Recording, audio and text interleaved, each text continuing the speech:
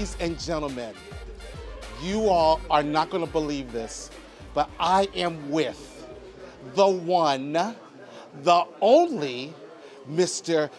Kenny Duncan. You know, you are the man. When I look at the body of work that you have done, dude, like I said, I feel totally inadequate. So here's a funny thing. I was just sharing with this young man here that I didn't even want to be a barber. Isn't that interesting? I didn't want to be a barber.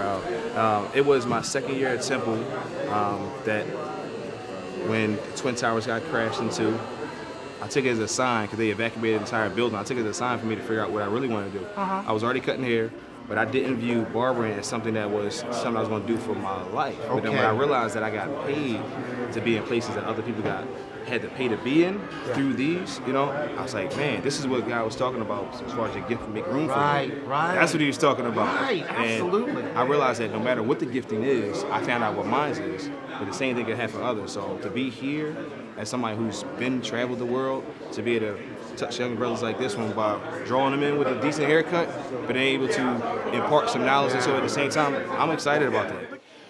What so far has been the highlight out of everything that you've done? What do you think has been your professional high? And then tell me about your personal high as well. So I would say it was working, I would say it was being on my third passport and traveling the world, but something beat that. I would say it was opportunities to work on movie sets, but something beat that. I would even say that it's, being an official barber for the 76ers, but something beat that. For people that are close to you, they get a chance to see all your failures and the successes, right? Mm-hmm. And typically when people are closer to you, they tend not to have as high respect for you. Right. That's just how the way life works. If it happened to Jesus, it's going to happen to me, right? So people from afar will respect me a lot, but the people who are close wouldn't as much because people afar is like, you're Kenny. But people close are like, oh, that's Kenny. But to have my 10-year-old son, Chris, to look at me not as just Kenny, but as a superhero, and for him to say that I'm his role model, he wants to be like me, knowing that he knows everything, that right there has trumped everything because I know that that's my legacy that I'm able to actually pass down to the next generation. That is really great. That right there, personal and professional, to know that I'm able to impact my home in a way that, my wife was mad because my son says, Mom, I'm not going to college. I'm gonna be a barber like Dad, you know?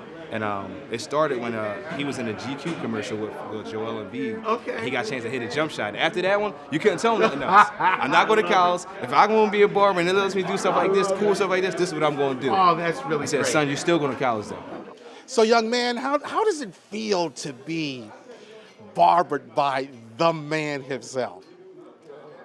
It's amazing. Oh, man. Once in a lifetime, you have a professional barber cut your hair for free. See, it's pretty hot, huh? Yeah, it is. Listen, I'm just a local barber who loves what he does. You know? What I learned is I can't look back at things I did, good and bad. I always gotta keep looking forward. I love it. That's what I always gotta do. All the greats have had this one thing in common, so you gotta have a short-term memory. Kenny, thank you so much. Thank you for being here, for supporting these young people, for all that you're doing. This is really, really awesome. And I know that we haven't seen anything yet this weekend. So do your thing, man. Do your thing.